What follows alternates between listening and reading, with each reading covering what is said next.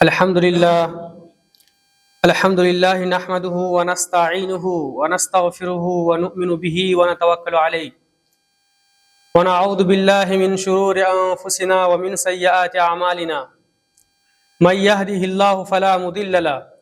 ومن يضلله فلا هادي له ونشهد أن لا إله إلا الله وحده لا شريك له ونشهد أن محمدا عبده ورسوله أرسله بالحق بشيرا ونذيرا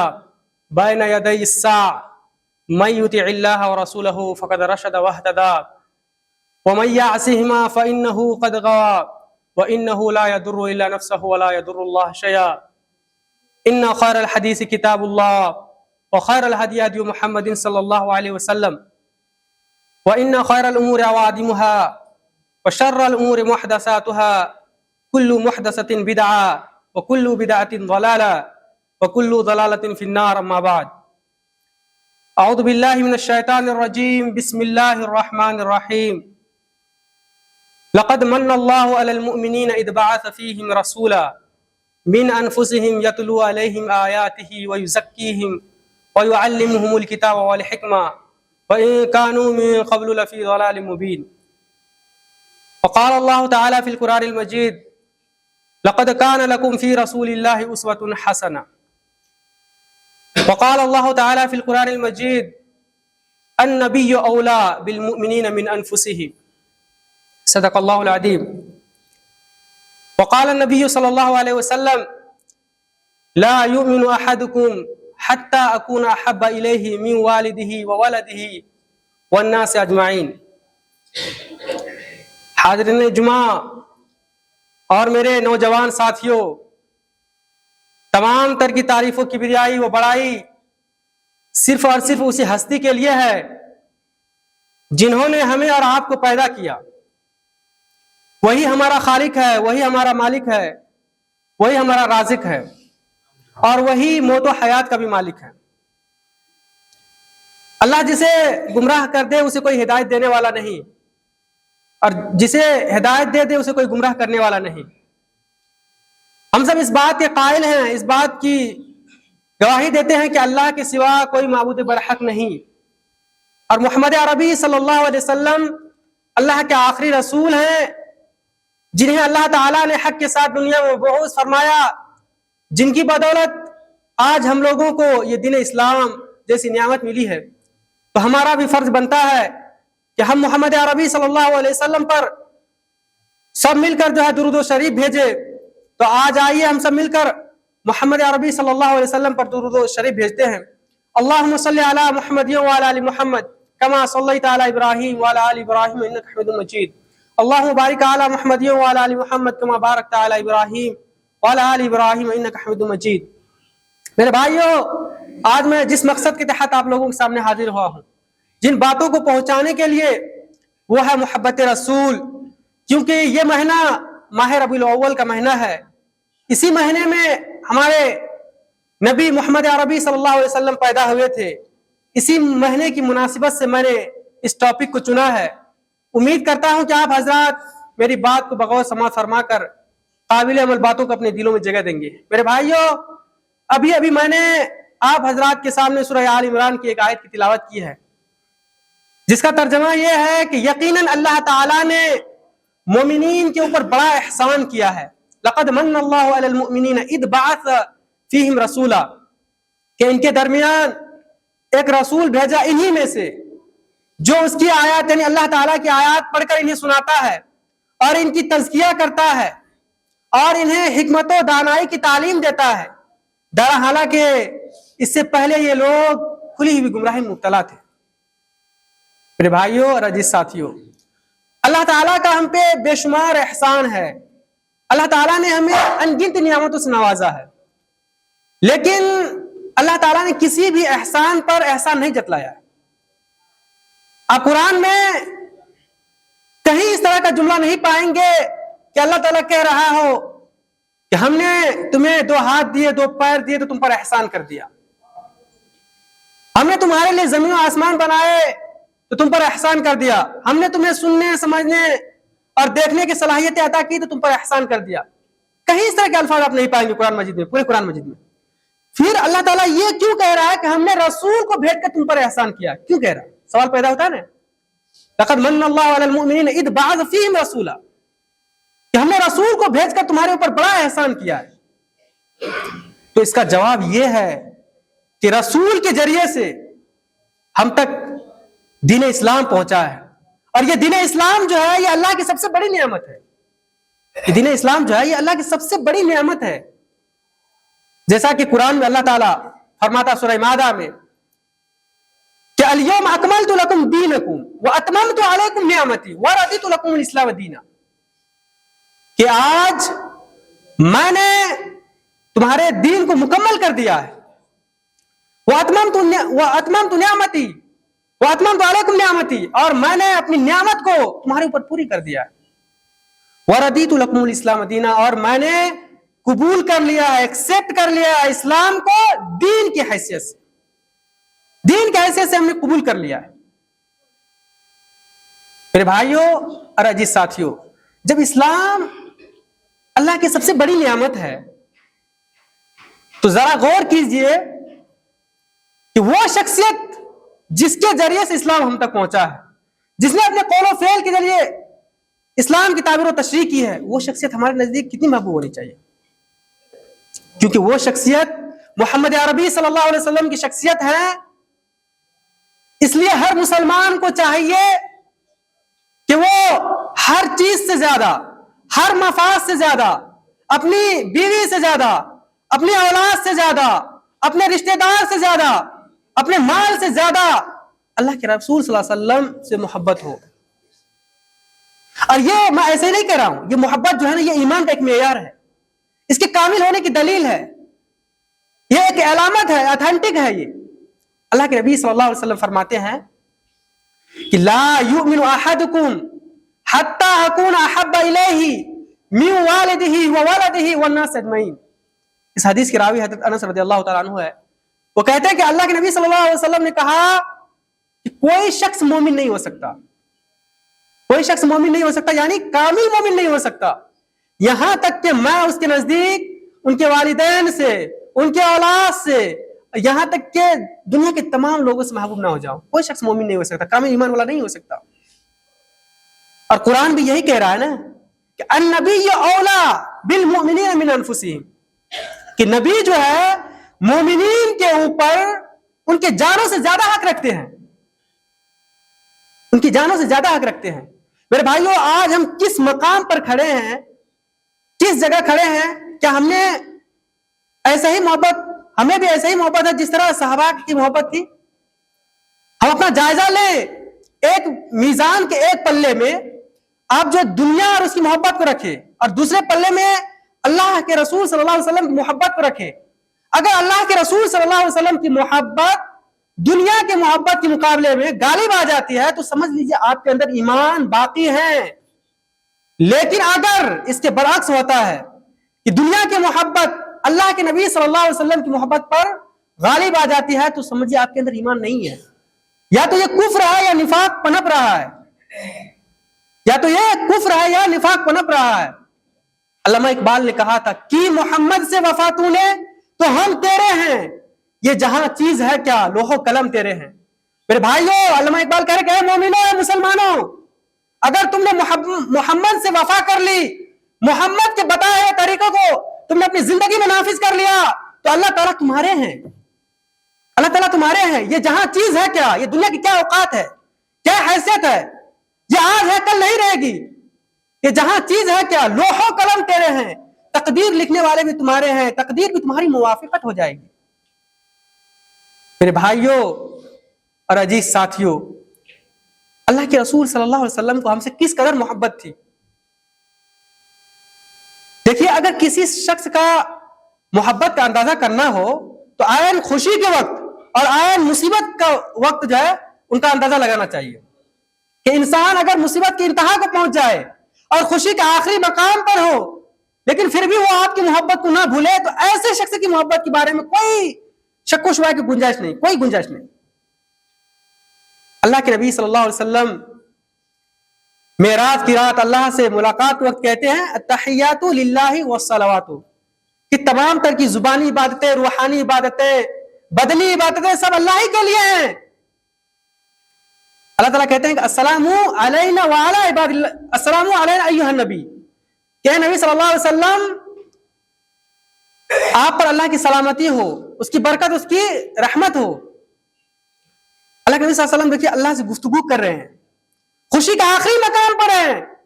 لیکن ہم اپنی امت کی یاد، ان کی فلاح کی فکر دل میں موجود ہیں۔ وہ کہتے ہیں السلام علینا وعلی عباد اللہ الصالحین، کہ مجھ پر بھی جو ہے سلامتی ہو، رحمت ہو، اللہ کی رحمت ہو، برکت ہو، اور اللہ کے نیک بندے کے اوپر بھی، اللہ کے نیک بندے کے اوپر بھی سلامتی ہو، رحمت ہو، اس کی برکت ہو۔ خوشی کا آخری مقام پر ہیں، اللہ سے گفتگو کر رہے ہیں، لیکن امت کی یاد، ان کی فلاح کی فکر دل میں موجود ہے۔ حدیث میں یہ بات آئی ہے کہ حشر کے میدان میں جو ہے تمام لوگوں کی زبان پر نفسی نفسی کا لفظ وارد ہوگا، یہاں تک کہ انبیاء کی زبان پر نفسی نفسی کا لفظ وارد ہوگا، اور اس دن کوئی کسی کا پرسان حال نہ ہوگا، سب کو اپنی اپنی پڑی ہوگی۔ اس دن بھی اللہ کے نبی صلی اللہ علیہ وسلم کہیں گے اللہم امتی، اللہم امتی، اے اللہ میری امت، اے اللہ میری امت۔ میرے بھائیوں اور عزیز ساتھیوں، کیا اللہ کے رسول صلی اللہ علیہ وسلم کو ہم سے اس قدر محبت تھی، اللہ کے رسول صلی اللہ علیہ وسلم کو ہم سے اس قدر محبت تھی، تو کیا یہ بات قرین قیاس ہے کہ ہم کو اپنی اولاد سے، اور اللہ کے نبی صلی اللہ علیہ وسلم کے مقابلے میں اپنی اولاد سے اور اپنی بیوی سے اور اپنے بچے سے زیادہ محبت ہو؟ کبھی نہیں ہو سکتا، کبھی نہیں ہو سکتا۔ حضرت انس رضی اللہ تعالیٰ عنہ اس حدیث کے راوی ہیں، وہ کہتے ہیں کہ اللہ کے رسول صلی اللہ علیہ وسلم نے کہا کہ اللہ کے رسول صلی اللہ علیہ وسلم کے پاس ایک شخص آیا اور کہا کہ اللہ کے رسول صلی اللہ علیہ وسلم قیامت کب آئے گی؟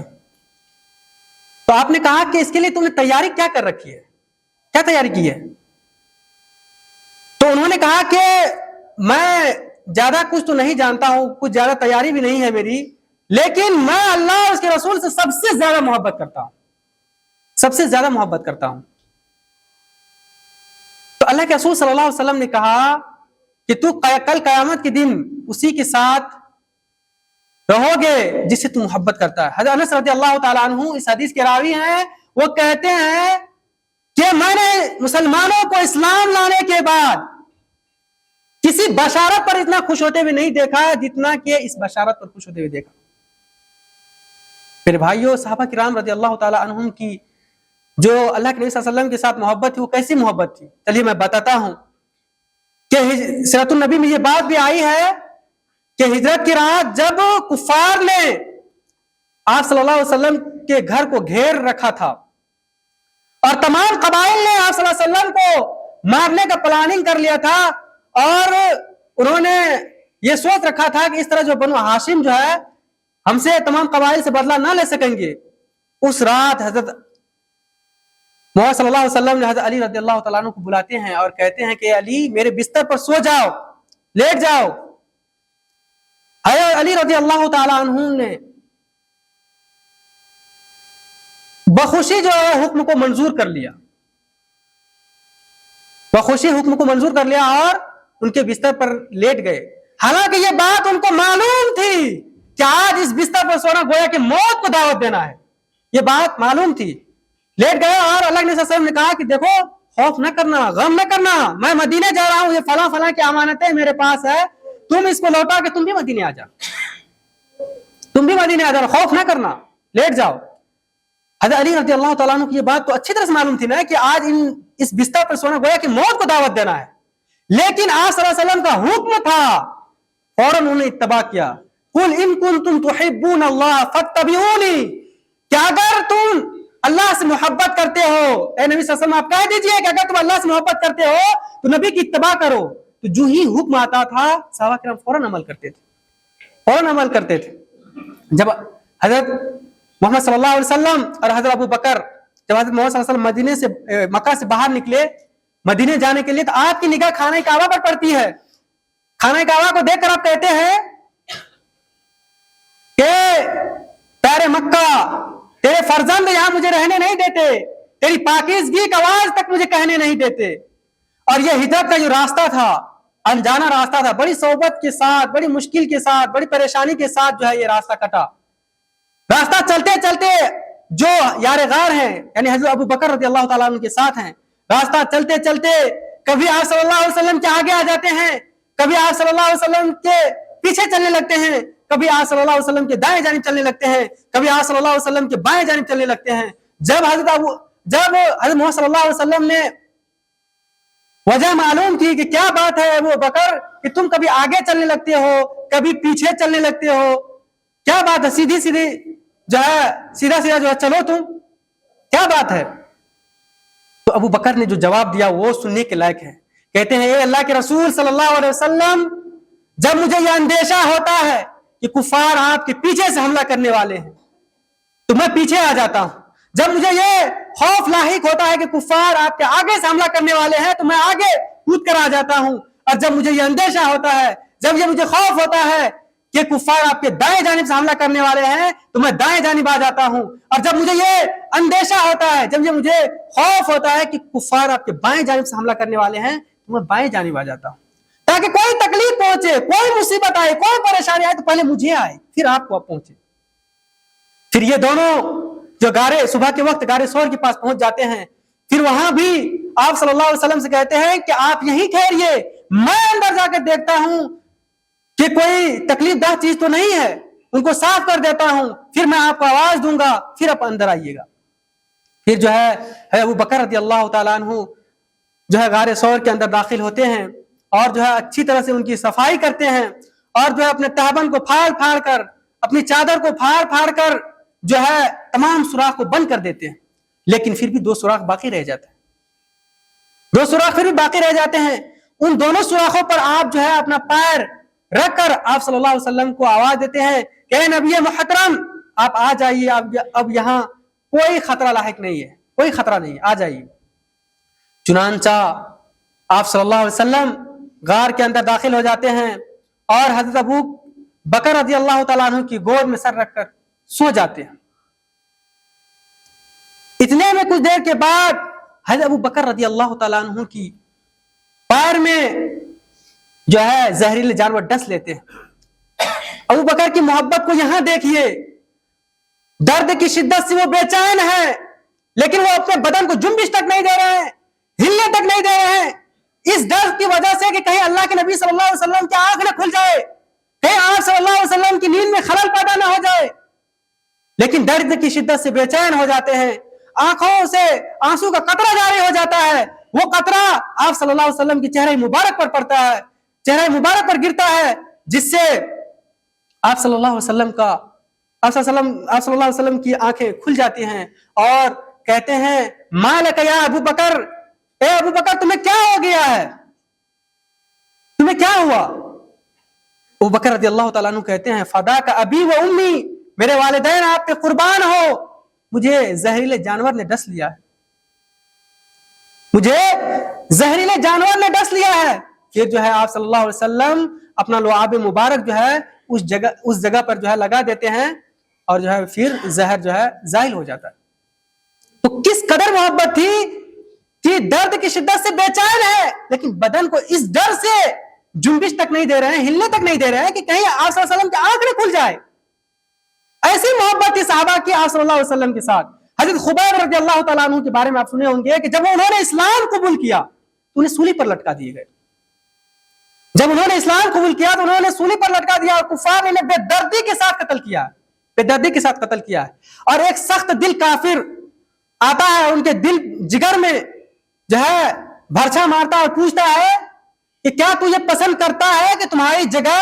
محمد صلی اللہ علیہ وسلم کو کھڑا کر دیا جائے اور تمہاری جان بچ جائے؟ خبیب رضی اللہ تعالیٰ عنہ کہتے ہیں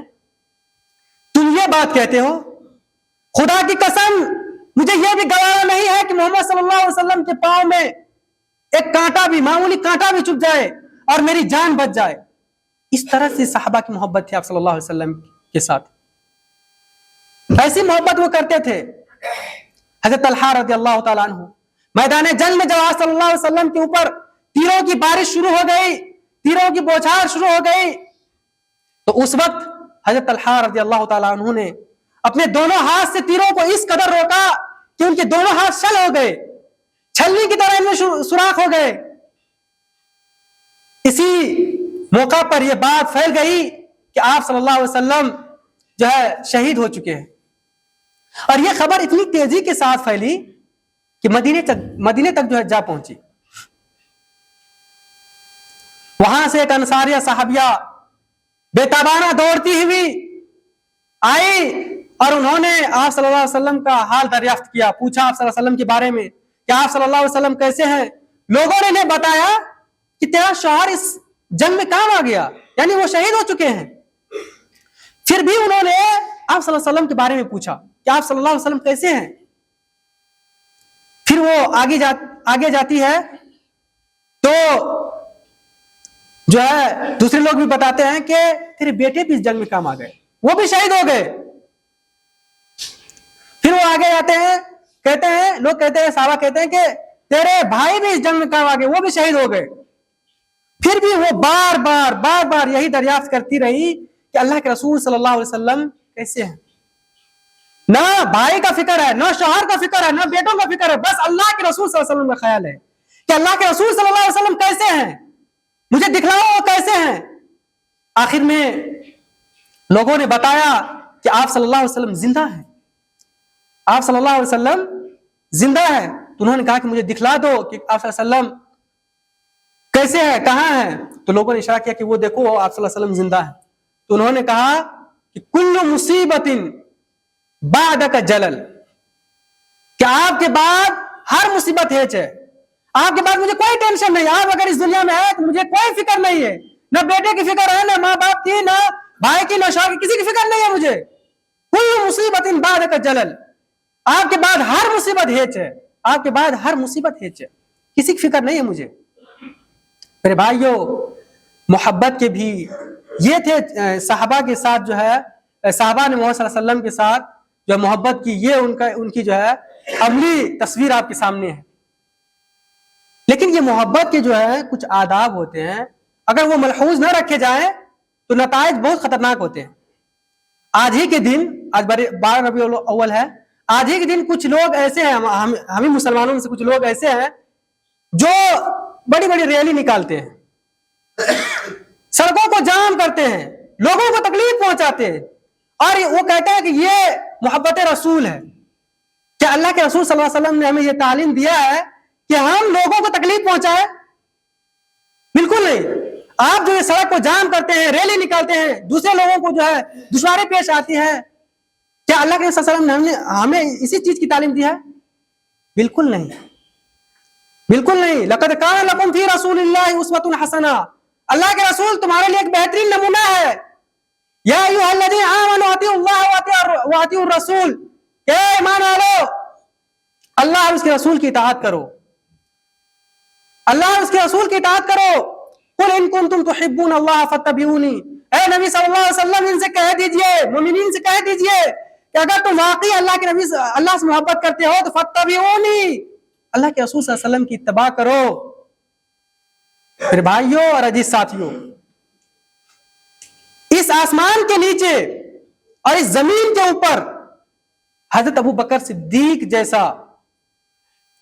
اللہ کے نبی صلی اللہ علیہ وسلم کے ساتھ کسی نے محبت نہیں کیا, کسی نے نہیں. اسی لیے علامہ اقبال نے کہا نا کہ بلبل کو پروانہ کو چراغ ہے, بلبل کو پھول بس, خدا کے لیے صدیق کے لیے خدا کا رسول بس, بس خدا کا رسول ہے ان کے لیے. میرے بھائیوں اور عزیز ساتھیوں, حضرت ابو بکر رضی اللہ تعالیٰ عنہ وہ صحابی ہیں جنہوں نے آپ صلی اللہ علیہ وسلم کے دکھ میں ساتھ کھڑے رہے, وہ صحابی ہیں جنہوں نے آپ صلی اللہ علیہ وسلم کو اپنے کندھا پر بیٹھانے کی انفرادی سعادت حاصل کی. یہ وہ صحابی ہیں جن کے گود میں آپ صلی اللہ علیہ وسلم نے سر رکھ کر آرام فرمایا. یہ وہ صحابی ہیں کہ آپ صلی اللہ علیہ وسلم کی موجودگی میں امامت کرائی. لیکن یہی حضرت ابو بکر رضی اللہ تعالیٰ عنہ ہے. دیکھیے محبت میں کتنے باہوش ہیں کہ جب آپ صلی اللہ علیہ وسلم کا انتقال ہو جاتا ہے, اس دنیا سے وہ چلے جاتے ہیں, تو عمر رضی اللہ تعالیٰ عنہ زخمی شیر کی طرح دہاڑتے ہوئے نکلتے ہیں اور کہتے ہیں کہ اگر کوئی شخص کہے گا کہ محمد صلی اللہ علیہ وسلم کا انتقال ہو چکا ہے, وہ شہید ہو چکے ہیں, تو میں ان کے گردن کو اڑا دوں گا. حضرت ابو بکر رضی اللہ تعالیٰ عنہ آتے ہیں اور عائشہ رضی اللہ تعالیٰ عنہ کی حجرہ مبارک میں داخل ہوتے ہیں. آپ صلی اللہ علیہ وسلم کو چادر میں لپٹے ہوئے پاتے ہیں. پھر جو ہے آپ جو ہے چادر کو تھوڑا ہٹاتے ہیں اور جو ہے پھر آپ صلی اللہ علیہ وسلم کے چہرے کو بوسہ دیتے ہیں اور پھر باہر نکلتے ہیں اور ایک تقریر کرتے ہیں, اور وہ بہترین تقریر تھی. کہتے ہیں من کان منکم یعبد محمدا فإن محمدا قد مات, کہ سن لو جو شخص محمد کی عبادت کرتا تھا, ان کی پرستش کرتا تھا, وہ مر چکے ہیں, وہ انتقال کر گئے ہیں. اور جو اللہ کی عبادت کرتا تھا وہ زندہ ہے اور وہ کبھی نہیں مرے گا, کبھی نہیں ان پر موت آئے گی. پھر جو ہے آپ نے سورہ آل عمران کی آیت کی تلاوت کی, وما محمد الا رسول قد خلت من قبلہ الرسل افإن مات او قتل. پھر جو ہے یہ پوری آیت آپ نے تلاوت کی. پھر جو ہے عمر رضی اللہ تعالیٰ عنہ جو ہے شانت ہوئے اور انہیں یقین ہو گیا کہ اب ہم یتیم ہو گئے ہیں, اب ہم یتیم ہو گئے ہیں, یعنی اللہ کے نبی صلی اللہ علیہ وسلم اس دنیا سے رخصت فرما چکے ہیں, اب نہیں ہے اس دنیا میں. میرے بھائیوں, یہ تھی صحابہ کی محبت اللہ کے رسول صلی اللہ علیہ وسلم کے ساتھ.